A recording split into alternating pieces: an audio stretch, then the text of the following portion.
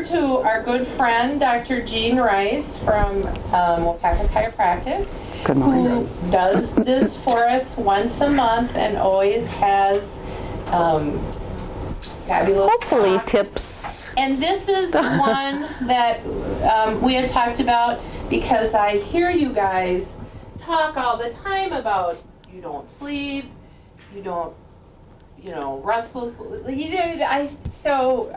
Dr. Rice was kind enough to put this together, and I see it is a hot topic. Yeah, well attended. Yes. Good morning. So Dr. Rice, Thanks, Terry. This is you. Yeah, exactly.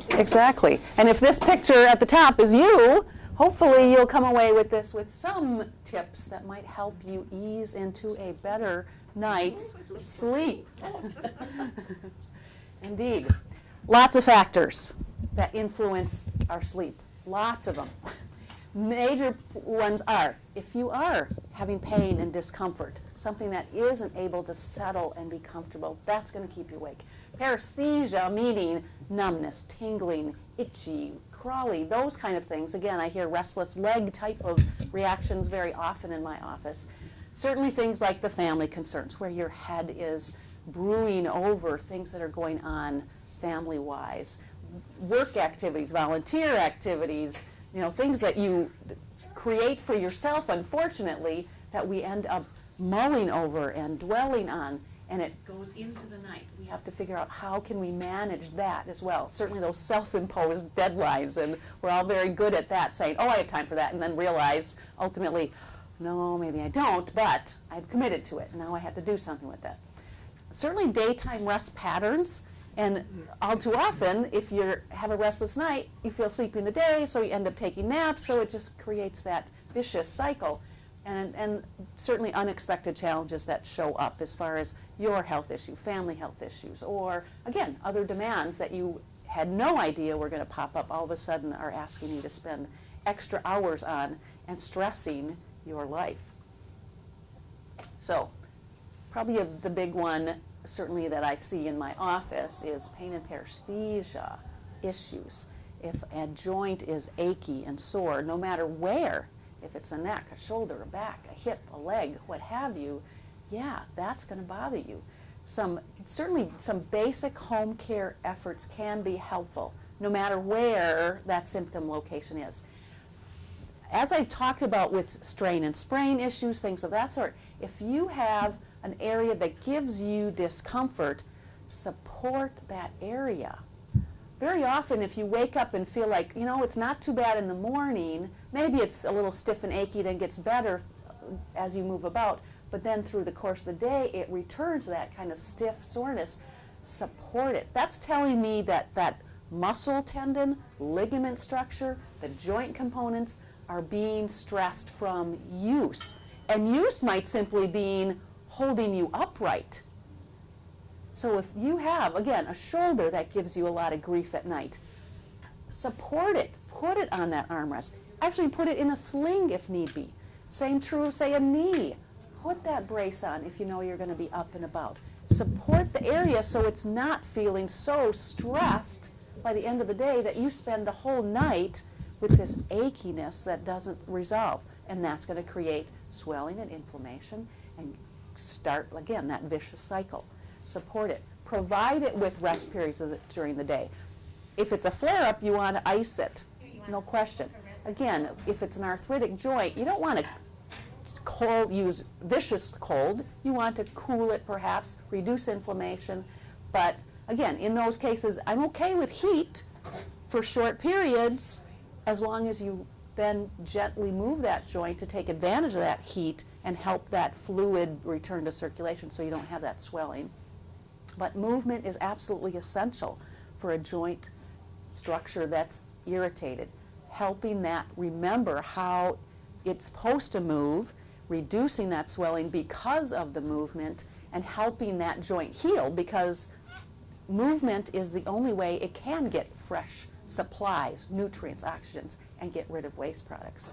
So certainly things like I said, cool compresses, massages to improve blood flow to that area, again, bringing in nutrients, getting rid of waste products, hitting those trigger points, those muscles that have become so protective and contracted, they need to be reminded that, oh, I can be in a more relaxed state.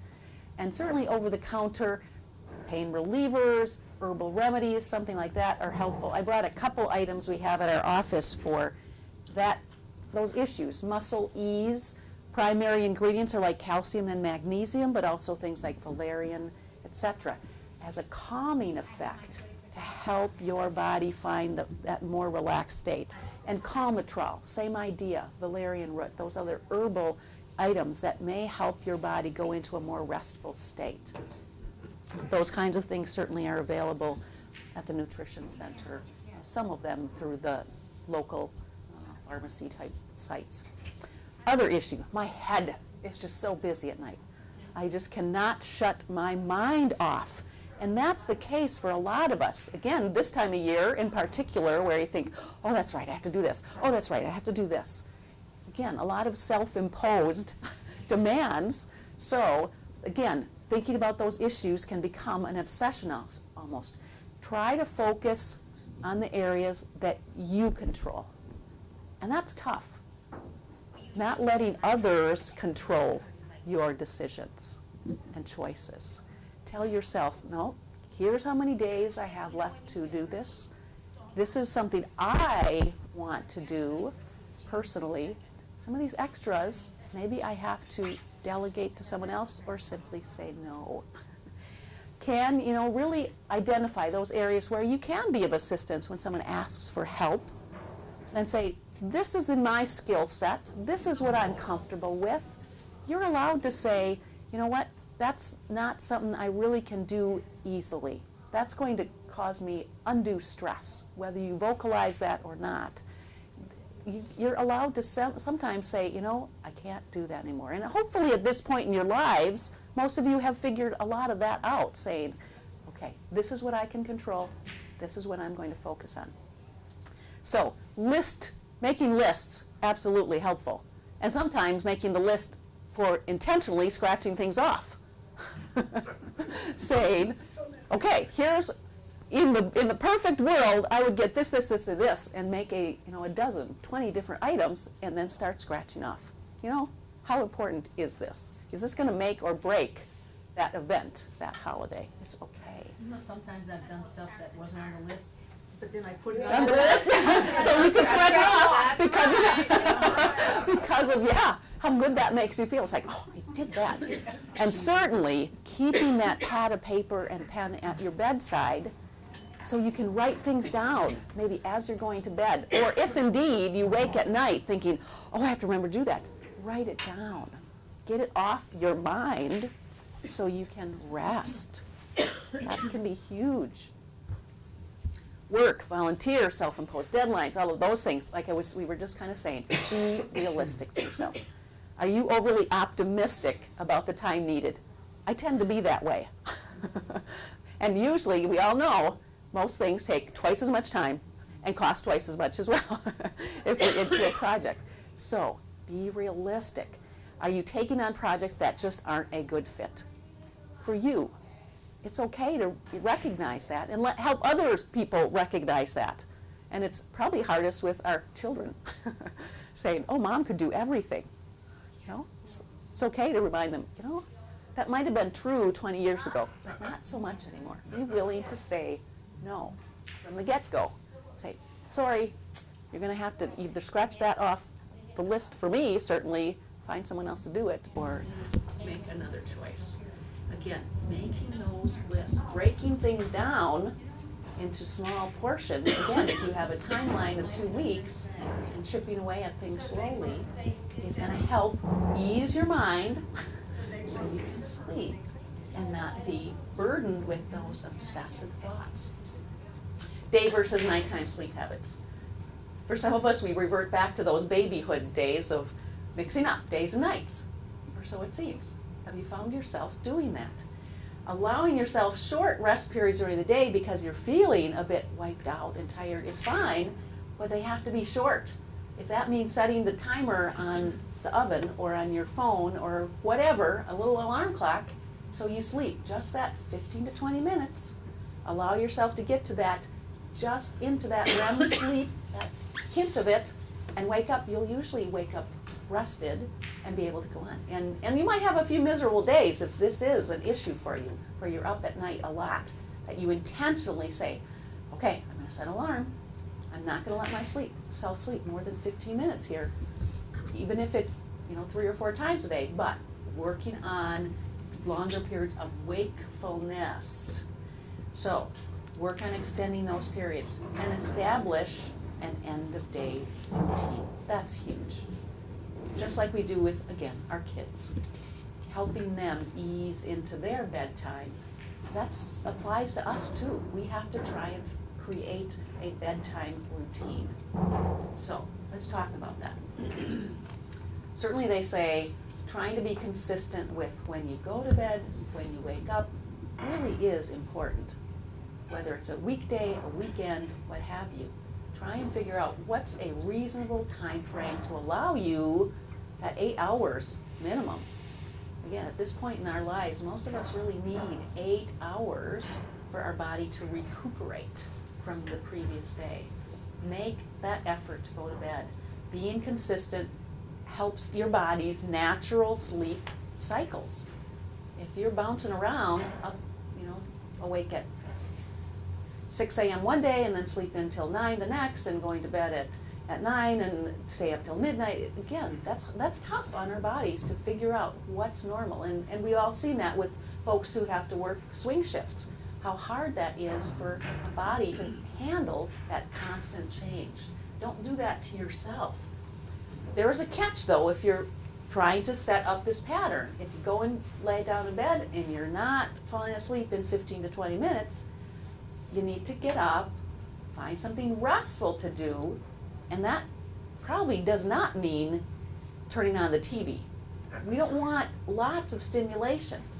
Read something that's relaxing, turn on some light music, find a restful activity. Again, people talk about doing crosswords and things of that sort. Again, that might be a little too much mental stimulation as well. Find something that's, again, a little more calming. Try again, going back to bed in a short time, see if you can find that restful state. Certainly, I will use some of those calming teas, sleepy time tea, chamomile, those kind of things as, again, part of my bedtime routine to help my body realize this is the time to get into my rest state. Certainly watch what you eat and drink, big time. Don't go to bed hungry and don't go to bed stuffed. So be selective in what you're eating at that last meal and snacking through to the evening, really, because if your GI tract is busy, it is going to cause some disruption in your ability to go to calm. So you want to limit sometimes beverages late in the day. Again, lots of us wake up middle of the night, have to make a potty stop. So again, hopefully you can reduce some of those beverages that influence that bladder. Watch caffeine and nicotine. And the caffeine is hidden in a lot of foods, especially snack foods.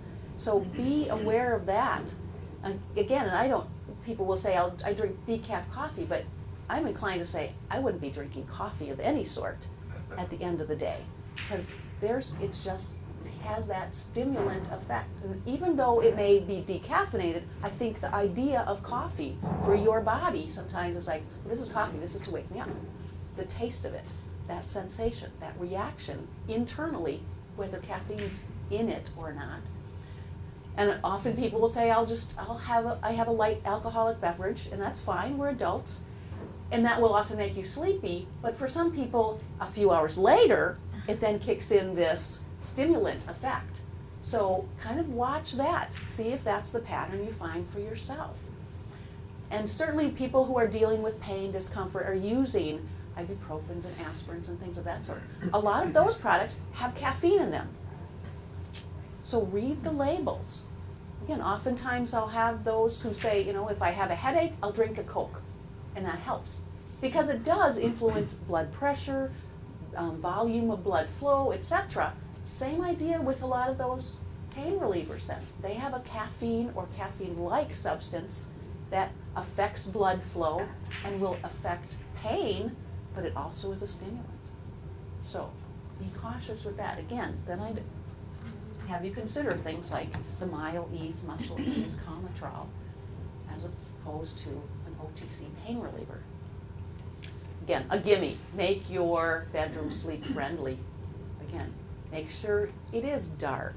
Don't have a lot of inadvertent light sources. Make it quiet. Eliminate any source of light that you can. And certainly those of you who might have a TV in the bedroom and you fall asleep with the TV on, that's hard. Your eyes, even though they're closed, are picking up that sensation of light.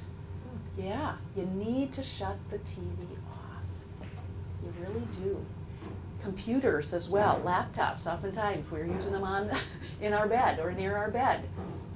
And we fall asleep, and there it is, that little logo, keep going around and around and around, and it's just enough light, again, to trigger our visual center saying, I can't go to sleep, I can't go into that restful state.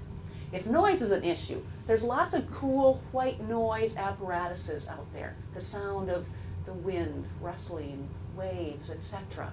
Certainly all these smartphones have apps for that as well. You know, I've seen that with my kids and babies and such.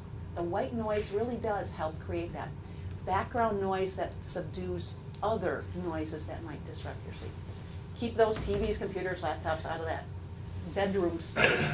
And certainly those of us who have our pets and love them and have them in our beds, if they become an issue, you need to make other arrangements. Okay, don't let your pet disrupt your sleep. It's important for you to get to sleep. Figure out another option for that pet. So those kind of things, a nice room darkening curtains, nice comfortable space. Some people will use the eye mask itself to block out that light. Not a bad idea. Get rid of the TV, get rid of the laptop. Yeah, and the pets probably don't need to be on your bed if they're disrupting your sleep. If they're good at sleeping next to you, great. They're a nice warm background noise, those purring cats, etc. But again, so try to manage those stressors. That's tough. It is. Start with those basics. Try to organize what you have coming up in the next few days, few weeks, certainly those upcoming holidays. Set the priorities for yourself. Don't let others set them for you. Delegate tasks. Again, you don't have to be the be-all, end-all for holidays. Delegate some of those tasks that need to be done to family, children, etc. Give yourself permission to take a break. If you are feeling overwhelmed, that's a pretty good sign that you need to step back and say, okay, I got to do something else. Even if it's coming to the rec center and taking a walk for a while, somewhere safe, or again, doing something you enjoy. Turn on a movie, something of that sort. Find opportunity to laugh and relax, because laughter is good medicine. Yeah, it definitely changes our internal chemistry, lets us relax. Make stretch and movement part of your day. Sitting and writing Christmas cards for 4 hours straight is not ideal for our internal structure and function. Get up, move, get that blood flowing, oxygen going, help our internal environment. And again, before bed, if your mind is busy, jot down things that you know it's there the next day to look at. Try to help your mind settle. Things like that. A list, whether it's on your little handheld device, on a piece of paper. Go out with friends. Make time for that. Jot things down at night. Do some movement. Allow yourself rest breaks. That's okay. Just make them short. Don't do 2-hour naps and then expect to sleep at night. Calm the fight or flight response. That's what most of us get into. This sympathetic part of our nervous system that gets us up and going and ready and anxious. We need to figure out how to calm that part of our nervous system that has us at the ready too much all too often, and bring our parasympathetic, which helps us operate on the day-to-day basis, more in control. Again, our nervous system has lots of parts, and they talk about the autonomic nervous system. Our sympathetic and our parasympathetic are paired. They help our internal operations, heart, lungs, GI tract, kidneys, bladder. All of that is getting messages from both halves of that to dictate where we are at this moment. Are we more sympathetic or parasympathetic? Are we in a more calm state, running the operations, or are we ready for fight or flight? And unfortunately, so when we're anxious about things, about getting things done, we tend to be in that sympathetic rush, which is going to affect all of those internal tissues. We'll get to that with the diagram here in a minute. So persistent stress, whether it's real or just, again, perceived because we've self-imposed demands on ourselves, is going to put us into that fight or flight. And postural habits will influence that sympathetic and parasympathetic operation pretty significantly. If we have a lot of tension in that neck and low back, which is Drop where your shoulders. which our parasympathetics are primarily here operating, if those are always tense, they're subduing our normal operating system. And the sympathetic system takes control. And that's through that upper back, upper to mid back. And if, again, if we're hunkered over things, feeling tense, stressed, not allowing nice open movements, that sympathetic system becomes in control. It overpowers the parasympathetic. And that means it's going to affect, again, heart and lungs and GI, making it hard to rest and relax. So I'm hoping some of this shows through. So again, our autonomic sympathetic is through this upper to mid back, parasympathetic neck, very high in the neck, very low in the spine. But if our sympathetic system is in charge, it's going to dilate your bronchioles, speed up your heartbeat, secrete adrenaline, decrease secretions in your GI tract, decrease movement of materials through the GI tract. It puts you in this, again, fight or flight. We don't want to spend a lot of energy digesting food right now because there's a lion behind us? No. But that's how our body is sensing, that we have this anxiousness, that we have to get something done right now. And we're not allowing the parasympathetic, which will calm our heart rate, reduce our blood pressure, help our GI tract secrete appropriately and move materials through, let our bladder and kidneys work appropriately. So that's, again, where we build up tension and stress because of what we do to ourselves. Chronic postures, lack of movement, poor rest states. Again, becomes that vicious cycle. And that's where doing, again, some regular movement, getting a massage, seeing the chiropractor, doing those self-care efforts really can make a difference in helping your body find that calmer state. Make those little changes to have a big impact on your sleep. Rest and recovery from the day's activities is absolutely essential to maintaining your health. So we have to restore energy to ourselves during that rest period. And again, it becomes a bit of a slower process as we age. Those little guys rest 15 to 20 minutes and they're back to up and moving 100 miles an hour. For those, those of us who have seen a little more life, we need that 6 to 8 hours of recovery, rest, repair. Allow yourself that. Thanks for joining me. Questions? Comments? Again, a lot of this I'm trusting that you've heard before. It's just making it part of your routine. Yes. A question. I never had this trouble before. All of a sudden I get up at 4:35 in the morning. I'm just going to the restroom, and it's hard to get back to sleep. I never had that before. It started about 2 or 3 weeks ago. Is that just because I have to watch TV too late at night or not late enough? That's just it. And you're going to sleep when? Sometimes 11, sometimes 12. Wow. Sometimes. Yeah, but I'm used to staying up. It's not unusual for me. Okay. That's not But allowed to sleep. that's just it. You have to figure out a new routine. And maybe it means staying up for, 15 or 20 minutes, but doing something restful, not, Well, that's restful for me. okay. I've been doing it for like 20 years. And so just this early morning wake up Yeah, it's different. has been the change. Yeah, big time. So I would, Bother the wife. yeah. Could be a divorce. Oh. Yeah. Separate bedrooms. So I would make some changes, make some changes in your daytime routine. Indeed, doing some activity. What's changed, again, with the change in season, has your activity level changed? Has your, again, look at some of those other factors in your day routine that may be changing your energy level so you can't stay asleep through that length of time. So in the past, you may have woken up, went to the bathroom, came back, and went back to sleep easily. Okay, that's something I, would need more detail on, probably, one-on-one, yeah. Go ahead. I've got a question, Nan. Sometimes I try to fall asleep at night and I can't fall asleep until 1:30 to 2 in the morning. Okay. So what's causing that? And that's just it. It's all those factors. What has the previous day, and even 48 hours, I'd say, what have they been like?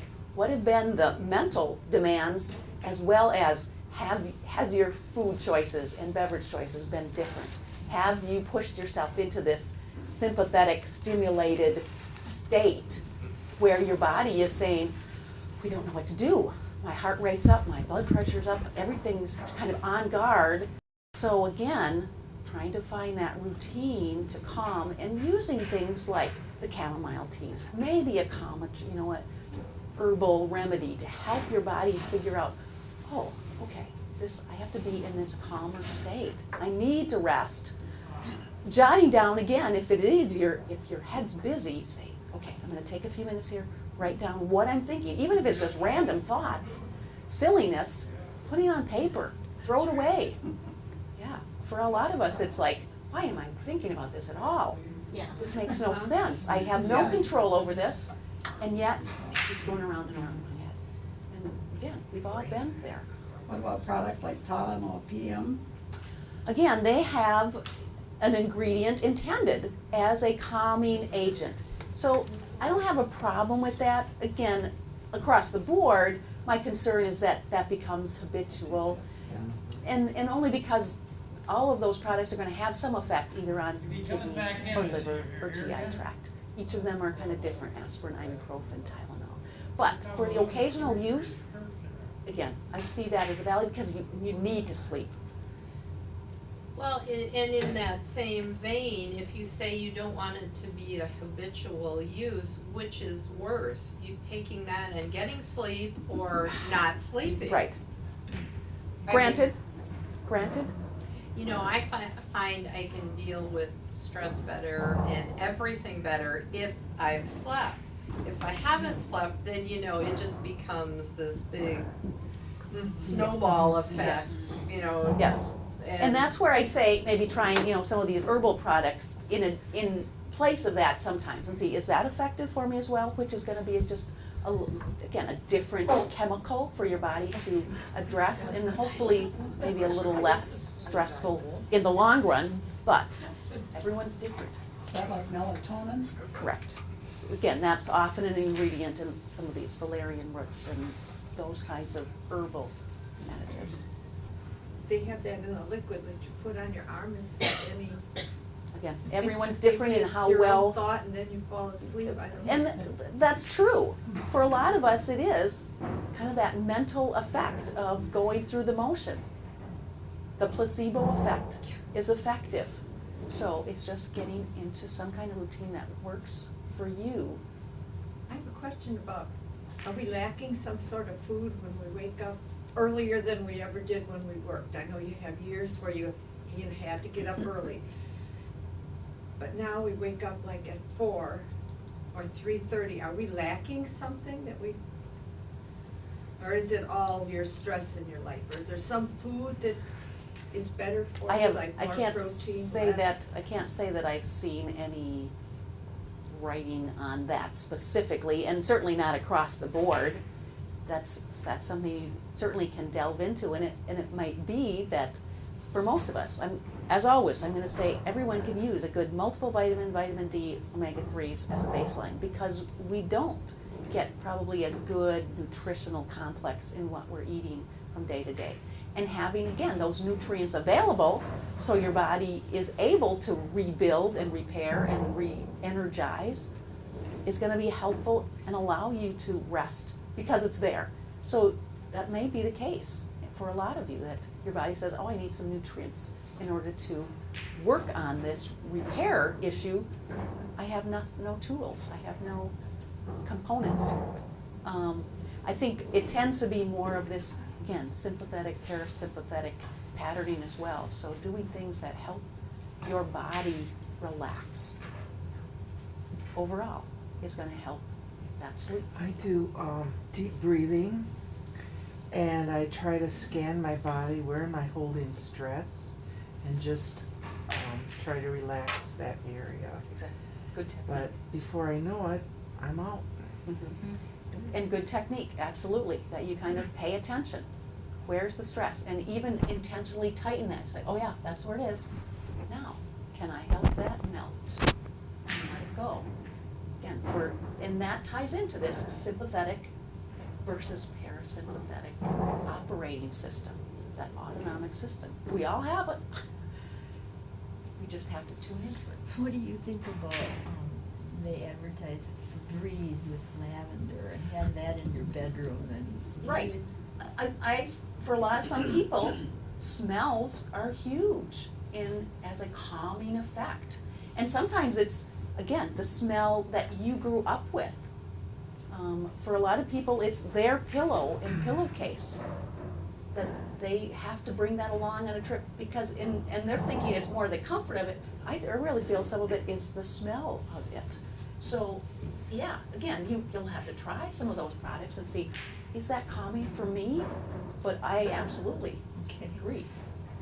I bought some baby lotion with lavender in it, and I've started putting that on at night, and when I smell that lavender, that's now part of my bedtime routine, that I smell lavender and it's time to go to sleep, and I get my book out and I read it, and these are, my nighttime rituals. Exactly. That's what you need to establish a routine that makes sense for you. Again, it'll take a little effort if that hasn't been typical for you, but it's worth it because, sleep is absolutely essential. And taking cat naps multiple times a day doesn't quite cut it because you don't get into that deep sleep, and you need to get there for truly good recovery. So you think they need 6 to 8 hours of sleep is still necessary? I mean, you always hear that you need less sleep as you age. How many in this room get 6 to 8 hours a night? Oh, you gotta be kidding. Sometimes. About half. Yeah. How about 3 or 4? And then do you wake up and go back to sleep? Then you stay up? No, I listen to my radio in bed until I finally decide to get up. I can't lay there anymore. Yeah. And that's usually 6 o'clock or so. I have one of those white noise machines, and I've taught my body now that when that's on, I go to sleep. Good. What is it? And again, It's like water and little birds chirping. okay.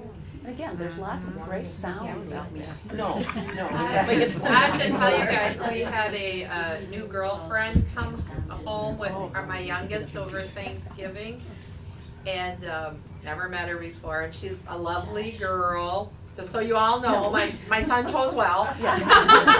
But the first 2 nights, we kept hearing this noise. And Birds on your windowsill? no, we just about tore the house apart at night looking for this noise, and she had an app on her phone of a fan.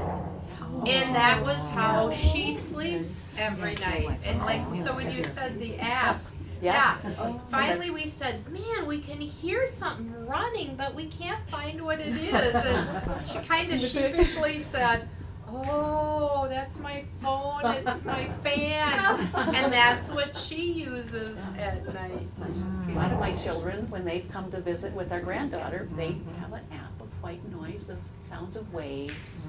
And again, that's my granddaughter's gotten used to going to sleep with that, especially in an odd environment. That's a calming Maybe you effect. should, instead of the radio, maybe you should try and train yourself to something like I that. go to sleep with the radio on, it turns off automatically. I don't have trouble going to sleep, I can't It's stay when asleep. you wake up. That's it for me too. I wake up at 3:30 Yeah. and I think, it's not 'cause I have to go to bed. Okay, I'll just, and I can't fall asleep again. And you're not really napping during the day either? No. Yes, I am because I'm so tired. Tired. Okay. No, I'm trying to So again, do yeah, everything else but. trying to, be more wakeful during the day, and that'll be the challenge, is staying, limiting your naps. I gotta keep busy to stay awake. If I sit down, it's too bad. Right.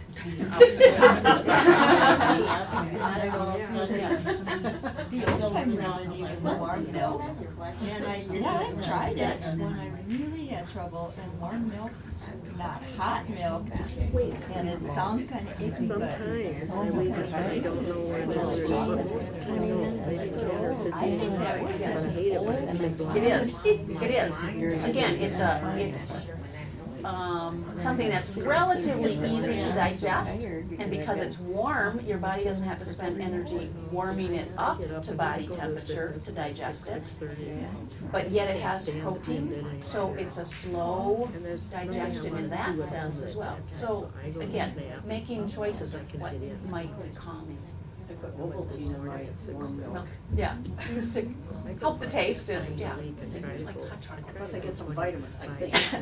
And I don't think that Ovaltine has really caffeine, but if it's a chocolate flavor. Yeah, chocolate flavor, and I don't get it. Read the labels, I guess.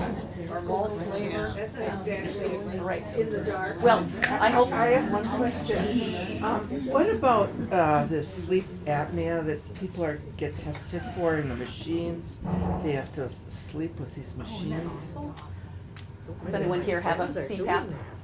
No one here? Again, very common, becoming more and more common. Yeah. And in a lot of cases, it's, due to airway issues, adenoids and tonsils and things of that sort over time.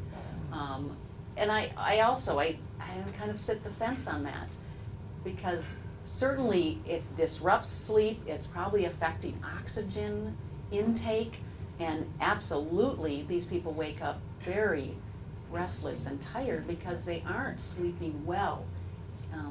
Again, those heavy snorers, etc. So I see value, again, my patients who are using them definitely feel like, wow, I get a decent night's sleep, I wake up with some energy, etc. Unfortunately, the concern is that you have this apparatus assisting with breathing, so are you altering your body's ability to, again, breathe appropriately? Is there a better solution? I don't know. And you have to sleep on your back all the time, right? No, you can be on your side as well. So again, until they come up with some better, but there's a lot of folks who deal with that, and again, and then their partner has to deal with it as well. And I have to say, we were with friends in a cottage this summer, and a young man who was there, her friend's son, is on a CPAP at like 25 years old, which just kind of appalled me. And I was a little worried because it was close quarters, thought I'm gonna hear this all night, and it was very quiet. So I will say that wasn't disruptive at all, but I feel, again, bad that someone at that age, they're feeling like that's the best answer for And you him. have to get the distilled water, and if you go on a trip, Exactly. all this I mean, stuff you have to with bring you. it with. And can you really, like, if you're used to it and you go on a trip and you don't have the ability to take it, and you're dependent on it, that would, worry people, wouldn't it? Probably, they'd have a more disrupted night's sleep, revert back to some snoring, et cetera, et cetera. But again, like any other chronic issue, people learn to manage it, and this has been, again, certainly helpful for a lot of folks. I'm not gonna claim that I'm well versed in it at all. Again, I certainly know a number of my patients who use a CPAP, and at least are feeling better in that respect because they sleep better. That little light on your telephone, Should a person try to put something over Yes. like a cloth? Yes, even that little flash, absolutely. Again, if, or wearing an eye mask, so you are blocking light. Kind of disruptive. What do you do at 3:30 in the morning and you're always restless and? Try That's some when of these things. Right, and then that's when, you know, reading a book, you know, reading something light, you're welcome, not something that's gonna get you anxious. Don't read the murder mystery at 3 in the morning, okay? Pull out a guidepost or something. Hopefully, again, a lot of it may have been things you've heard before, but it's like, oh, that's right, I hadn't thought about that in a while. Let me try and add that to my routine, create a routine, and again, help your parasympathetic system take over. Watch those postures that have us tensing up, that upper and mid back that's probably stimulating that fight or flight response that we don't need in our lives. And I think that's exactly it, because when you wake up at 3:30 and then you think, oh crap, I'm never gonna get back to sleep again, I'm not gonna get to sleep again. Oh, Yes. I wanna go back to sleep, and so pretty soon you're all tensed up and you're like, oh sure, now I can't get back to sleep. You know, so, yeah, so you need to practice. Exactly, some deep breathing, maybe some very light stretching, even if it's just in bed to relieve tension. Again, some light reading, jot down some notes. If I'm really desperate, I'll even just count my breathing, control Yes. my breathing and just count my Yes. breathing, and I'll find that I've fallen back to sleep. I mean, you know, that's my calming. Because sleep was a huge issue with me, you know, over the past, yeah. There you Yes. go. Yes. Yeah. Try to do the ABCs backwards. On that, and not what's brewing around in your head. Yes. Don't talk yourself into being upset because you woke up again. Yeah. You know, So, relax yourself.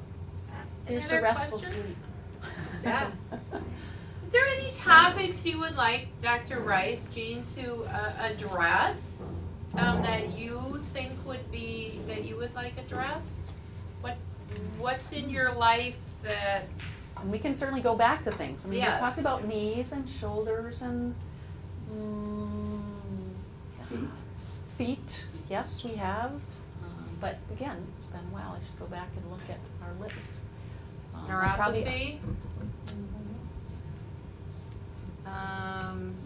Arthritis? We've done some of those, and there should be things on Yeah. the website. Absolutely, they can go back and look at. How about when you talked about the herbal supplements? I know we've talked about herbal supplements before, but maybe do you want to be more specific about, or go back to some of that? Again, on vitamins in general, nutritionals. Maybe we're missing something or taking too much, something we don't know how much is good. What are you nodding your head in? What? Well, I thought like, as we get older, we don't get enough magnesium, what all that could affect. Exactly. I mean, there's lots of core nutritionals that I will always recommend, and everyone has some variables, but yeah, there's. So do you want to Okay. do, like the core vitamins and nutrients that Supplements, you need to. supplements? For seniors, what do we really need? Yeah, and what should we be getting from our diet as well? Again, Yeah. those On to that primary. one. Anything else? What else was? Respiratory stuff, is that a concern? Cough, cold, flus, allergies. Sinus, Yep. sinus allergies, The vaccines they tell us we need to take, Okay.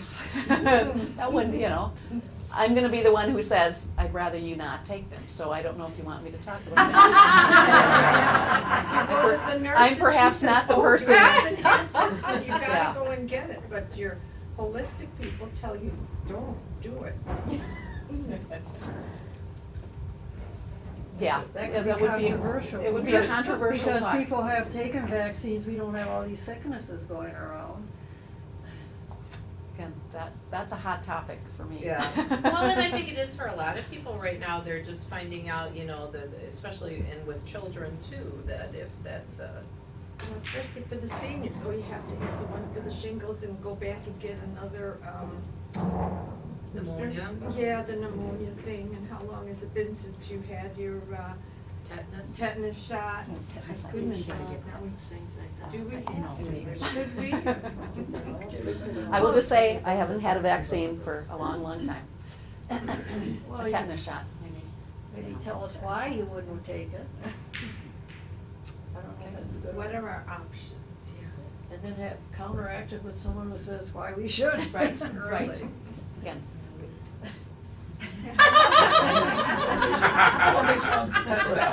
biting her tongue, biting her tongue. Comment. again, as a rule in my office, I will say, I want you to work on building your immune system. And I would prefer that you not use outside sources of that sort. Eat well, move well, sleep well. Exactly. Help your body's immune system, and don't count on a vaccine being the be-all and end-all. That's true, I think. You know, So- this is not people, this was our cat. But we actually had a cat die from injection site sarcoma. And it's something that's kind of been happening in the last 20 years or so. So here are the vets doing what is right. Rabies is certainly required by the law, and distemper, you know, that shot. And she died from a cancerous growth in her shoulder that was caused by, at some point in time, shots. She actually had two little bumps side by side, which means it was probably two of them. Yeah. And by the time we had it removed, because we wanted to just kind of keep an eye on it, it's like, oh gosh, we just don't want them to go in there and cut on her back. Yes. And all of a sudden it grew and it became more of a mass, and by the time it was removed and biopsied, It had metastasized. Yes, and it was even larger than he took a large margin, but it wasn't enough. But so she actually died from cancer from having a shot. But, you know, like the vet said, you know, we're doing what, and Yeah. those are, Again, simply different aspects of healthcare choices, so, yeah.